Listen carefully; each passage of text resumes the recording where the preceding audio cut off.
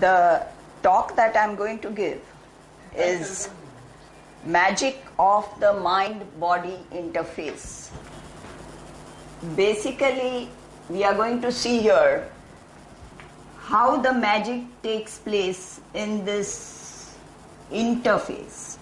Interface is the joining aspect of what we call the mind with the body.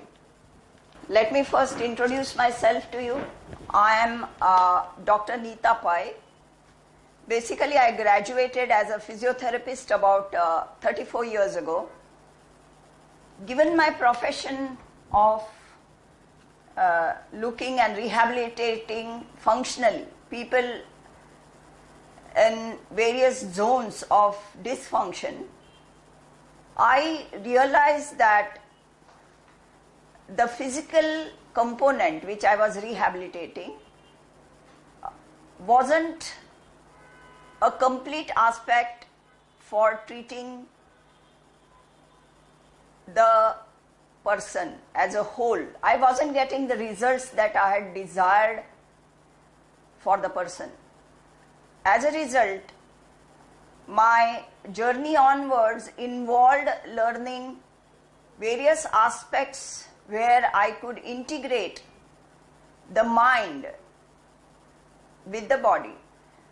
I learned yoga, I learned acupuncture, naturopathy, healing sciences like Reiki, pranic healing, Jin Shinjitsu, somatic therapy given in trauma. All these step by step made me realize how the mind is integrating with the body to give a complete healing.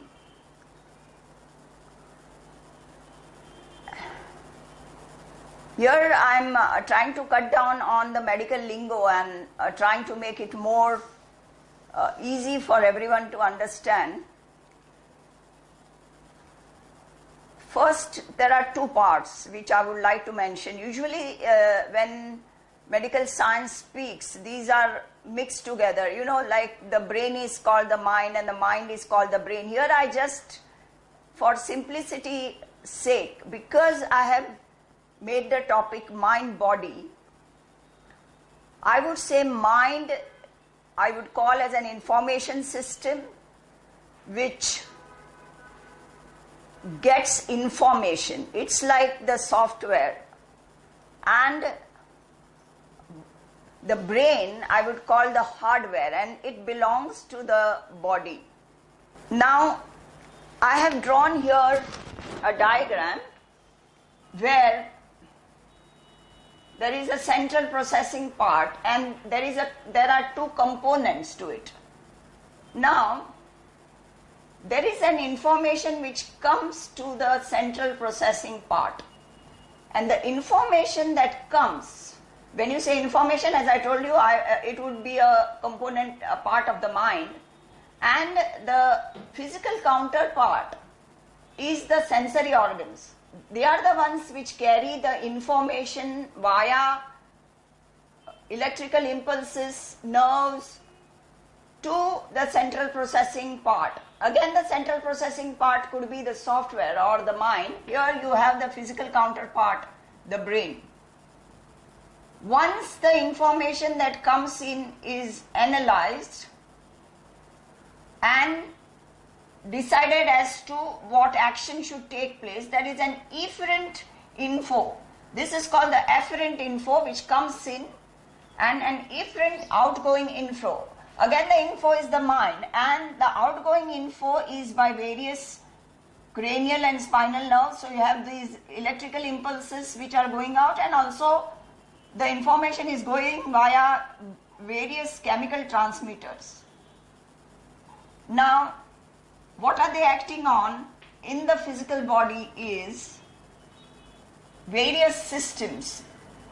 They are acting on endocrine, the autonomous system, the organs, the musculoskeletal system, that is the physical body, the muscles and the bones, the joints, etc., the immune system, and the neuropeptide systems. These are the various systems of the body, and the efferent info is acting on these systems. As a result, depending on where you require the action, for what you will get an action. So this finishes how the information is going and acting on the body. So you have the integration of the mind and the body by this system of whatever I explained to you in the diagram. Now, let me tell you one word which is very, very important, especially in the body, because the information is in the body not same all the time. For example, sensory information which is received by the receptors of the sensory organs are converted to electrical impulses. The electrical impulses go via the nerves into the brain, where they get converted to chemical transmitters. These are the chemical neurotransmitters. So an electrical impulse changes to a chemical one. Again, once the chemical transmitters are conveying the information all over the brain and the whole integration takes place, again this chemical information can become either an electrical information which travels through the nerves, cranial or spinal nerves, or chemical can remain chemical and act on the various systems. So you have a constant conversion from chemical to electrical and so on. This change of information from one to other, I would call it information transduction. Transduction is a change. For example, you have a windmill and the wind moves the blades. So you have the wind energy converted to mechanical energy of the blades. This is called transduction. So there is a change of information from one to the other. Now let me start certain aspects or groundbreaking researches which have helped me understand as well as integrate various things and give the result in the form of my treatment system. First, I will go to the research of Seyle, S-E-Y-L-E, Seyle, in the year 1936-1976. He did a groundbreaking research showing the effect of stress on our physical body. I go to the second diagram. First of all, let me make you understand what is stress. This stress is a general word that we use for every single thing that happens. Now, for a mother to get an admission to a school of her child could be stress. There could be a person who has had a very severe bad accident. That is stress. Losing a near and dear one is a stress. Any physical ailment that we get, right from a headache to a stomachache, can be stress. So stress is something that is not a harmonious working that you feel of your functionality, mind or body or emotion, whatever it is. Anything that is dysfunctional for your functionality, we could name it stress. Now, for every human being, the stress could be different. Again, the level that you take stress as stress. Now, this stress, Seyle shore is acting on a system called the limbic system and the hypothalamus. These are structures in the brain. But the stress itself is information again. So stress could be physical information of stress or mental information of stress, which acts on this part in the brain. And now the efferent information by this system goes to first pituitary. Pituitary is called the master endocrine. Pituitary in turn acts on almost all endocrine as wanted, giving the result. It's a chemical hormonal response. The second place where this system acts is adrenals. Adrenals make up for our fight or flight mechanism. That is, when you find stress, either you fight it or you run away from it. And this adrenals system which acts is called the autonomous nervous system, which comprises of the sympathetic and the parasympathetic system. Sympathetic is something like an accelerator of a car which makes you run, and once the stress is over, the parasympathetic system comes in place. That's like a brake, so you stop the car. Now what happens is, this whole thing is today very, very famous and is called the Hpa Axis. Basic science today involving today's lifestyle diseases is based on the Hpa Axis: stress, limbic hypothalamus, pituitary, adrenals. All lifestyle diseases today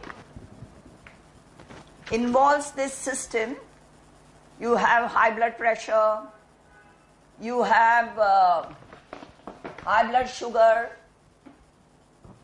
aches and pains in the body, ulcerations, peptic ulcerations in the stomach. All these are basically the Hpa Axis problems, is what science is today telling us. Now, since I have explained to you the Hpa Axis and it's how it acts, let me speak about Hpa, who was a researcher in the year 1937. He said that what you call as stress or the mind information or the mental experiences becomes transduced to physiological responses in the body which are typical of what we call as emotion. For example, if the sympathetic system is running very hard and you have generation of what we would call as anger or anxiety or fear, if these emotions go a little bit longer, you have things like depression, suicidal tendencies. So one can understand that stress causes physiological responses which we can call as emotions.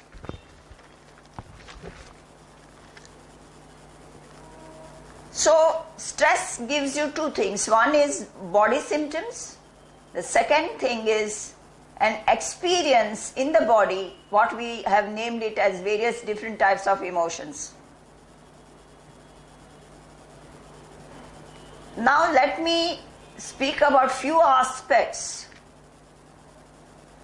which are important to be vitally integrated for creating this magic in the mind-body interface. You can say that this magic is like a very, very beautiful, delicious recipe or a beautifully presented plate of food, and the ingredients that have gone in to make this beautiful recipe, I need to tell you what I have put in, like what are the aspects that are considered to make this beautiful magical dish. There are two things for a human being which are very, very important. Whatever a human being does, it depends on these 2 points, extremely important. They are pleasure and pain, or reward and punishment. Whatever you do, you see to it that you should get pleasure. No one does anything to get pain. Or you may take an action to go away from pain. Since this is there, pleasure and pain are very, very two important parts which I should tell you about, because that's what's made this magical recipe. Let me give you a research that was done. An electrode was placed in an experimental animal, and this was done in 1954 by Olds and Milner, and in 1974 by a researcher Old. And what he did was he placed an electrode in the pleasure center. They were the ones who discovered the pleasure center. They put an electrode in the pleasure center of an animal. And when the animal pressed a lever, he would get the stimulation in the pleasure center in his brain. He would feel happy, pleasurable. And do you know what happened? The animal pressed the lever 15,000 times an hour to get that pleasure. 15,000 times in an hour. Can you understand that how addictive this pleasure center is? And the animal even refused to eat. He would just push the lever to get the pleasure compared to the food. He wanted the pleasure more than the food. That effective is the pleasure center. Then in the year 1969, Delgado, he was a researcher, I would call him really flamboyant, because he did a research in front of a huge public gathering inside a bull ring. This was the public display of mind-body interface manipulation inside a bull ring. Thousands of spectators in the bull ring, and there was this aggressive bull which was placed in the bull ring. Delgado had already implanted an electrode in the bull's pain center. He researched the pain center. Where is the pain center? So he put an electrode in the bull's brain at the pain center, and as soon as the bull charged, he pressed the button which fired the electrode, and the bull stopped in its track. That moment, no forward movement anymore. Imagine how powerful. So these two centers play an important part in mind-body healing. So it's one of the ingredients which makes my magic dish. The second ingredient is the human trait, or you can say any evolutionary animal trait, that to seek novelty. You know, if there is novelty, you feel excitement, passion. This is very prominently done by a system in our body called the reticular activating system. This reticular activating system is spread diffusely in the whole brain and its parts. Now, if the system is stimulated, you have hyperarousal or excitement, passion. Whereas if the system is depressed or not aroused, you could call it hypoarousal or lethargy. You just don't feel like doing anything. You have lethargy. Maruzzi and Magaun, these are researchers in the year 1949, researched this system, reticular activating system, and they found that the system has put its roots or extended into the limbic hypothalamic system, the Hpa axis. It has its roots all over the brain and also into the Hpa axis. So the information from all over the brain, whether it is excitability or lethargy, hyperarousal or hypoarousal, reaches the limbic hypothalamic system. Now,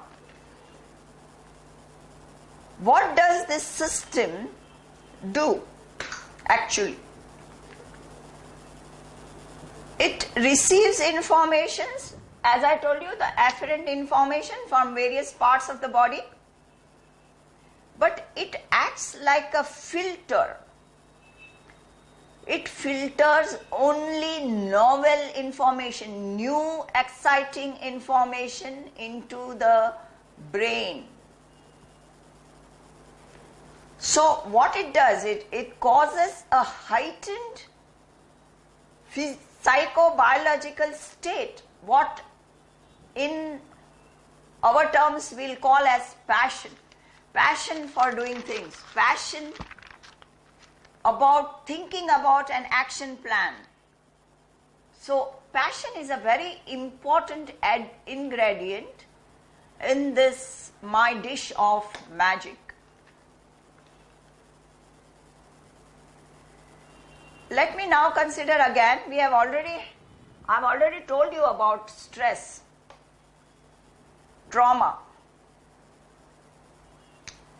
Let me tell you what various researchers of the mind, there are various researchers who have researched the mind. What do they say about stress, trauma?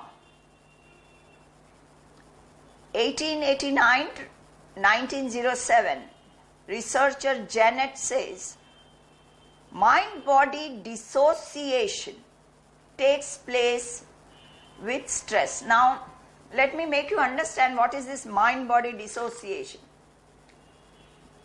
When there is stress, small, big or whatever stress, so as I told you, stress is an information which is going inside. This information along with various physiological happenings, emotions and other states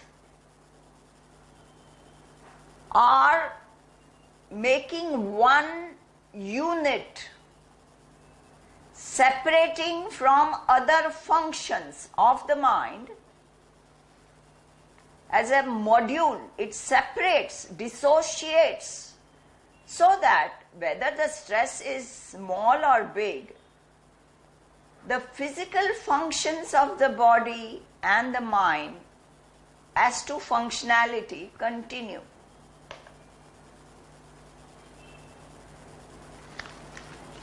And I call this dissociation, I'll give it a name called state bound. State because it is a state of the whole physiological system and the mind when the stress is coming on, and it is dissociating, separating. So this information is locked as a state bound information. But what Janet says is this mind body dissociation causes amnesia, forgetfulness about this information module, unless it is assessed and healed through therapeutic hypnosis. There are various ways it can be healed, but here I am using therapeutic hypnosis as an ingredient for my magical dish. So I am speaking about therapeutic hypnosis. Freud, forgive my language, some people call him Freud, 1896, Jung, 1910, Rank in 1924. They say that emotional trauma, which is causing mind-body dissociation and amnesia, are basis for neurosis and functional psychosis. So these are very big people, Freud, Jung, and they all agree that there is dissociation and amnesia. Now Erickson in the year 1932, 1943, 1948 demonstrated how traumatic amnesias are acting via the physiologically. They are dissociating everything. The whole communication is dissociating. It's not only in the information system, but Erickson proved it is happening even in the nervous system, the psychological system, and the physiological system too. There is a certain amount of dissociation that is happening. And he also told that this can be resolved by therapeutic hypnosis.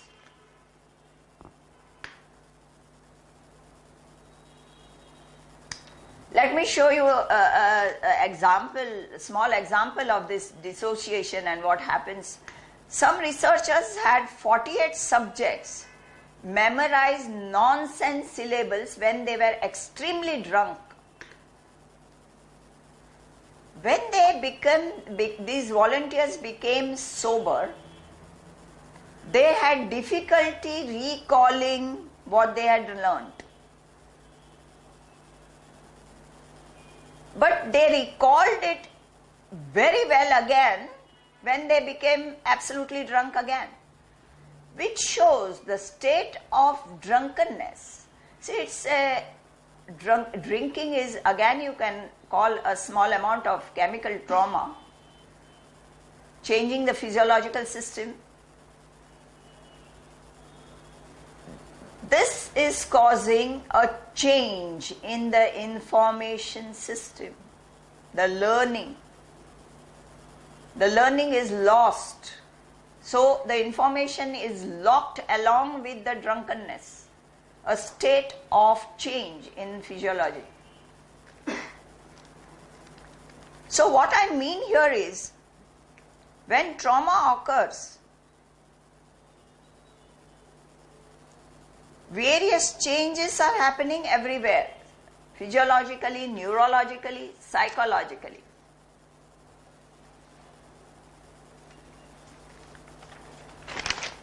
Now,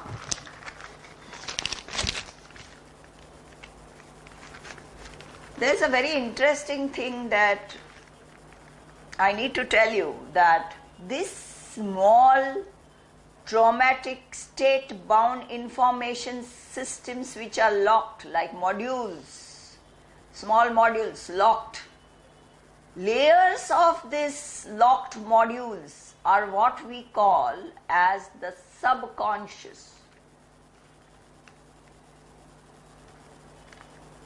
You know that people say that you have to assess the subconscious to unlock this system, locked modules of trauma.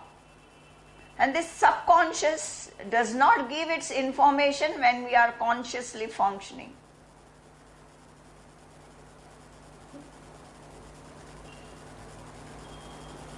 In therapeutic hypnosis, we can retrieve this information, all these locked modules. The only thing that I would tell you, because I can't go into the details of therapeutic hypnosis, this assessing is done by means of visual, auditory, touch or sensory clues. Again, the sensory information system clues which are going inside and locking inside this module of trauma information. We are using it in therapeutic hypnosis to retrieve the information. This part is extremely important when we are doing therapeutic hypnosis to retrieve lost, state-bound information. Now I have given you various ingredients of my magical dish. Now let me tell you,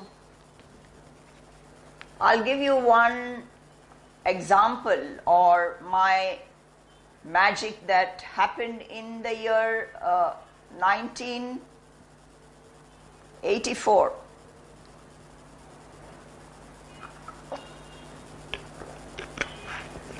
But today's example, where I am taking up the case, happened in the year 2004.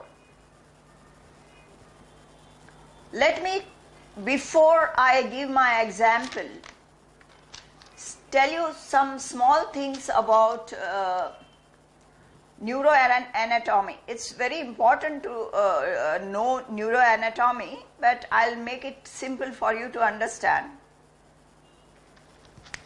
There was this researcher called Penfield in 1930s, Penfield. He was a surgeon, a neural surgeon, and he worked at the Montreal Neurological Institute.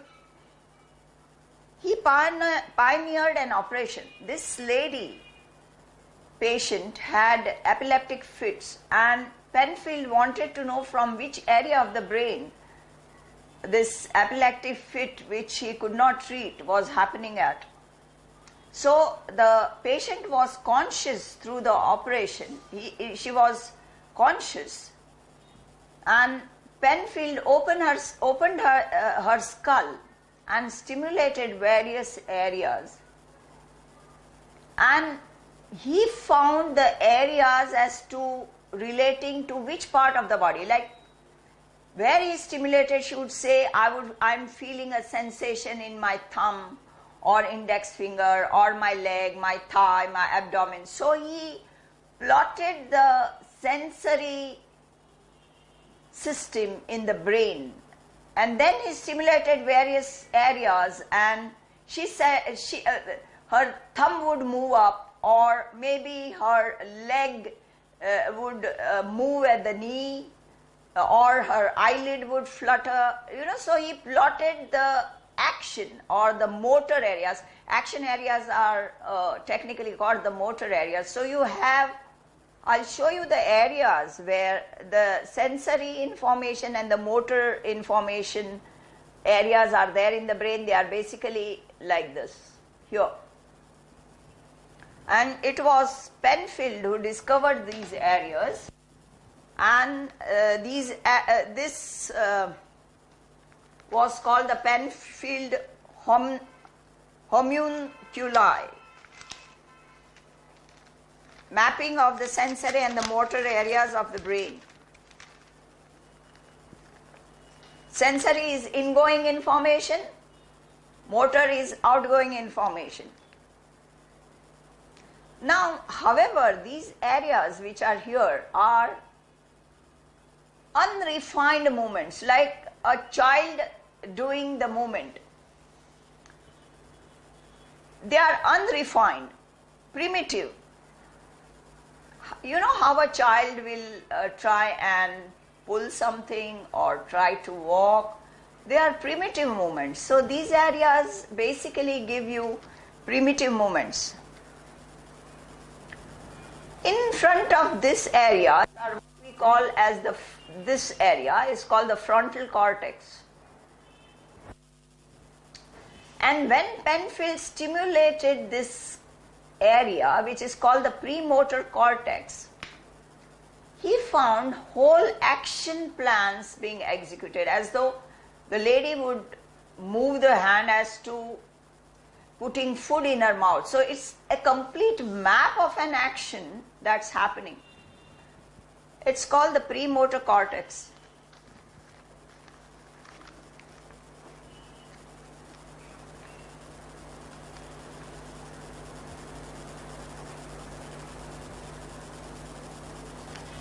Now, there was one researcher called his name was Alvaro Pascual Leon. He was a professor of neurology at the Harvard Medical School.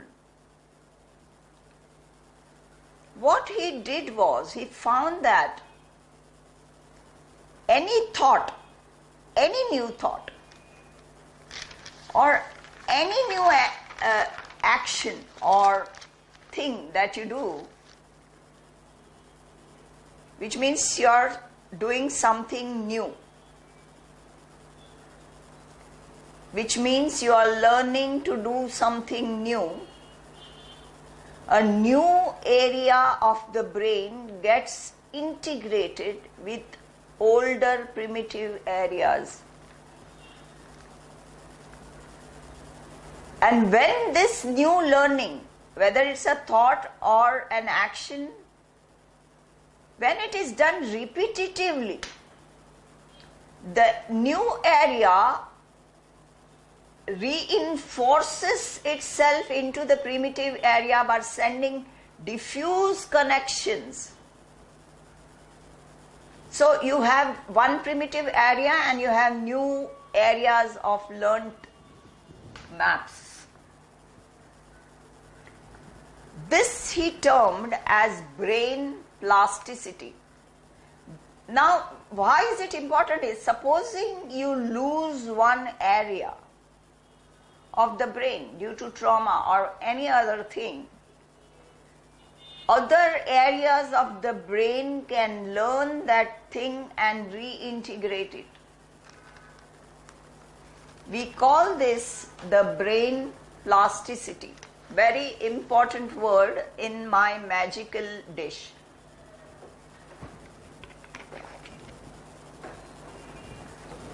Now,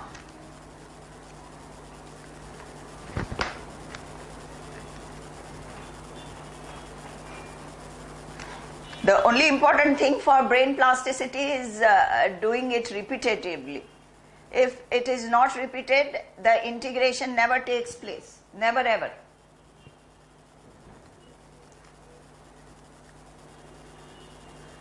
Now, there is a very important experiment which I would like to mention to you people, which Alvaro Pascual Leon did in his lab. He made people play the piano, say same, a typical note using typical keys, in a typical time, in a typical rhythm. Now, a group of people actually played the piano. Another group of people did not play the piano.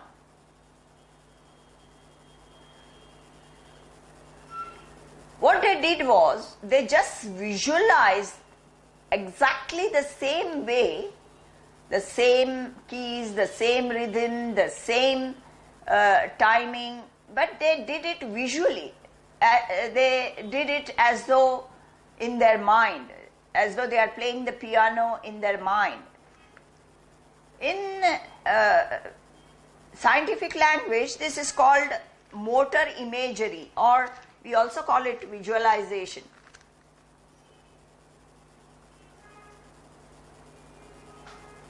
And do you know what happened? The level of performance after 5 days of motor imagery, it's only visualization, the person is not playing physically the piano, is equivalent to 3 days of actually playing the piano physically.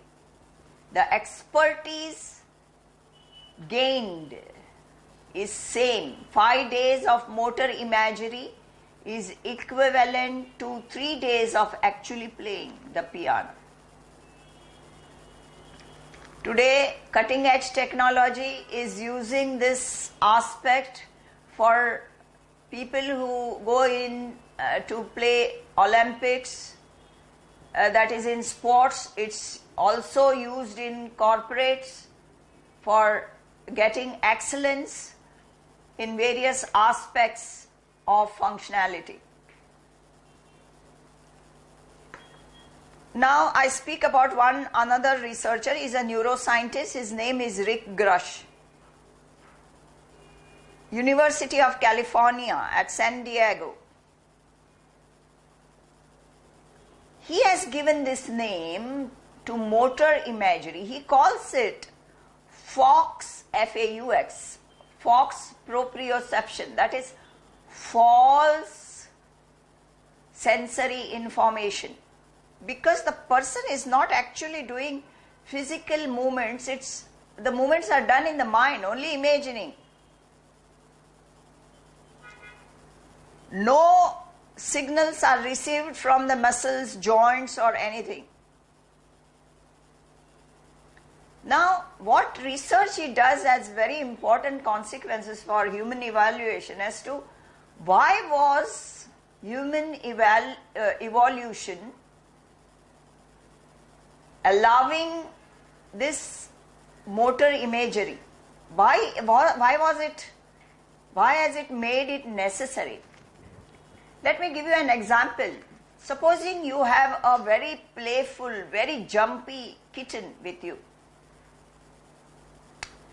and the kitten jumps out of your hand and is running away. Now you want to pull it, so you put in your mind an action plan of moving your hand forward and pulling the kitten towards you. But supposing the kitten is very spry kitten.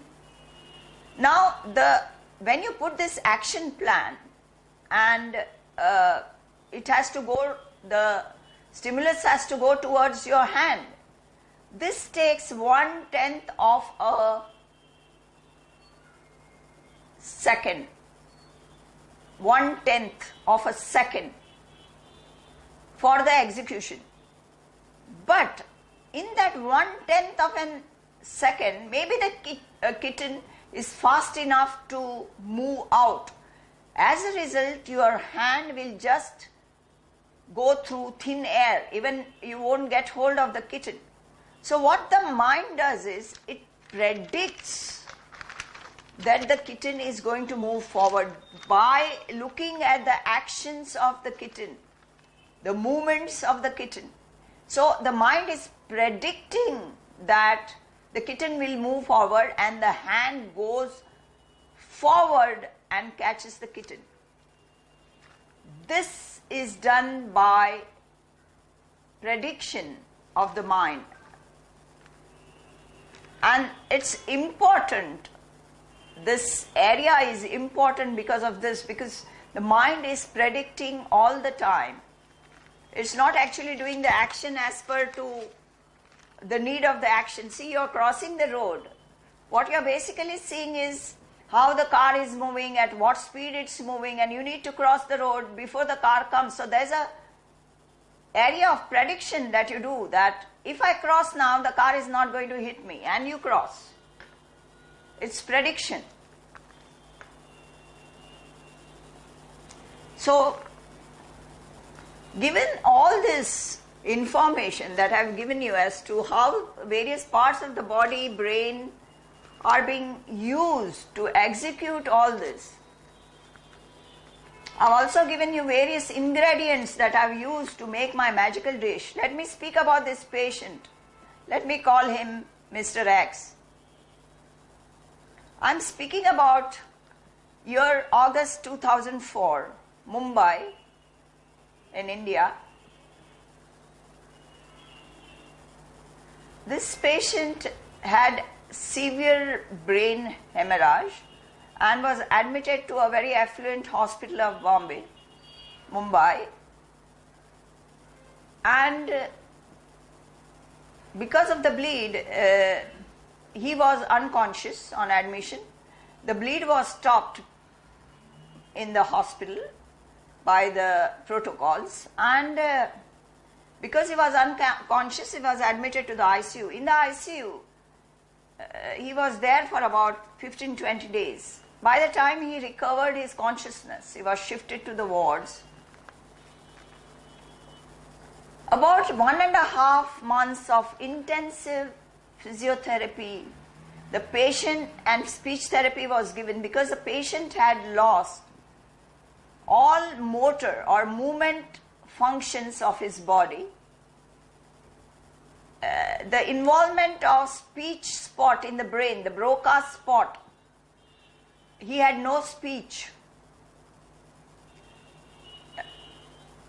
But his sensory information, that is his all sensory information, his touch system, other aspects, visual system, hearing, all this was intact. After giving 1.5 months of extensive physiotherapy and speech therapy, there was not an iota of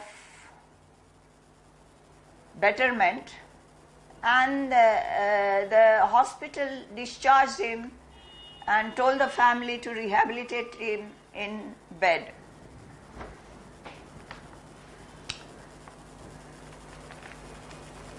Now, I was called in because I was a physiotherapist. But I spoke with the family and told them that, see, you have done 1.5 months of intensive physiotherapy in a hospital. Only physiotherapy would not help Mr. X. I will try a combination of mind-body healing to help Mr. X.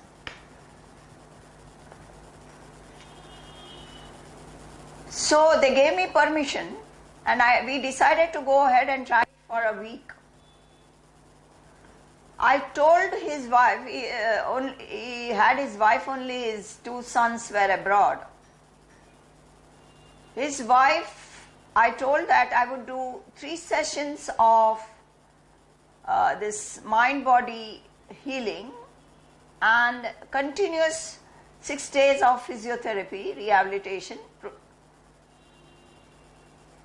And we'll see at the end of the week as to what is the progress. Now, what was it that I did? I asked, since the patient wasn't able to speak, I asked his wife, what was this patient, Mr. X, very passionate about? And she said he was very passionate about horses.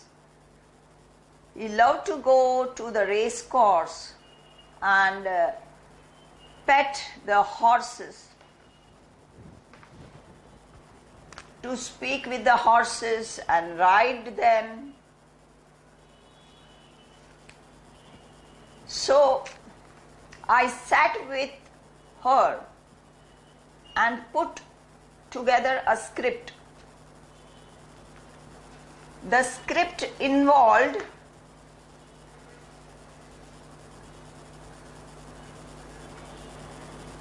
it was an imaginary script, you understand. The script involved the patient going to the race course.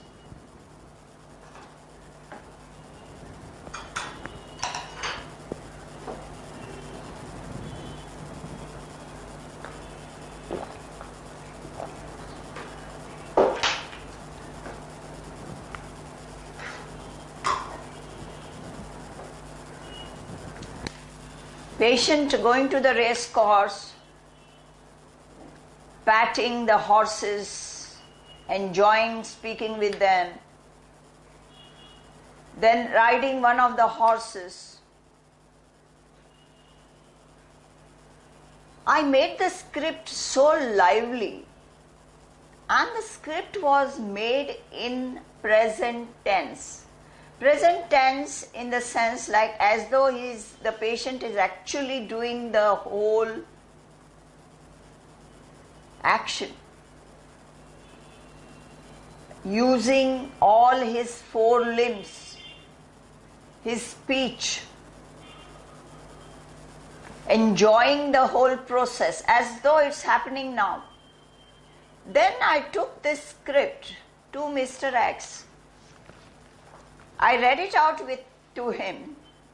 He could actually communicate by flapping his eyelids, blinking. So I read out the script, and when I read the script out to him, I could see actually a glimmer of hope and joy, happiness in his eyes, and I knew I had the correct script.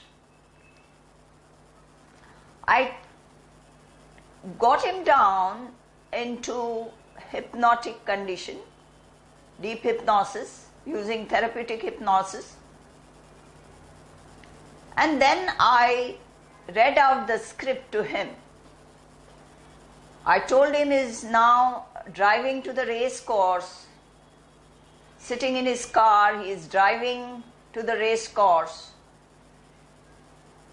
Is going to the race course, he has stopped his car, he is walking to the race course where his horses are. He is now patting all his horses, is enjoying the feel of their body, using both his hands, is bending, is feeding them, is talking to them. Then he is holding the reins of one of the horses, bringing the horse out. Then he is climbing onto the horse and riding the horse. He is talking to the horse. He can feel the breeze on his face, in his hair. He can feel his body jump up as the horse is breaking into a canter. And then he rides the horse and comes, gets down, again is very happy, talks to the horse, pats the horse, puts the horse in the stable, feels extremely happy and joyous. And then he leaves for home in his car, drives back completely. We ended the session. I did this on alternate days for a week. That's 3 sessions along with physiotherapy, rehabilitative procedures, 6 days a week. Believe me, after a week, the patient could sit supported in his bed. He wasn't sagging or flapping down. By 15 days, he could stand with support near his bed. By 3 weeks, he was slowly with support going to his bathroom. By 1 month, 15 days, that is 1.5 months, the patient with support was walking in his house. He had a very big house. Was walking around the house with support. By 3 months, he was walking with a stick without external support of any other human being. By 3.5, 4 months, the patient was going up and down a flight of stairs. Mr. X became functional and well and lived for another 8 years after this hemorrhaging episode. He enjoyed his life.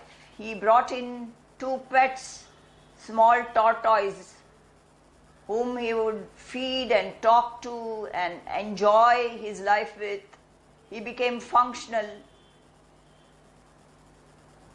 He would go down, have a walk on the sea face.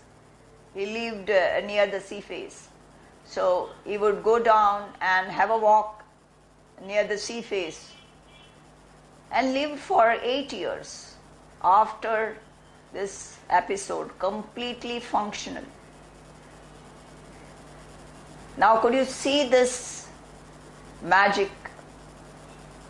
A magic where the routine physiotherapy protocol was integrated with mind-body healing techniques. Therapeutic hypnosis, motor imagery, to get a complete functional result, rehabilitating a human being back to functionality. And it can happen only via the interface, the limbic hypothalamus system or the Hpa axis.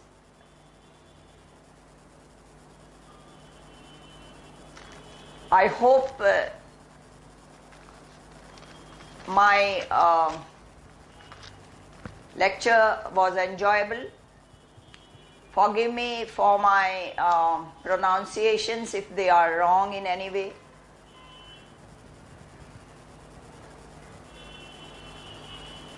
Thank you so much.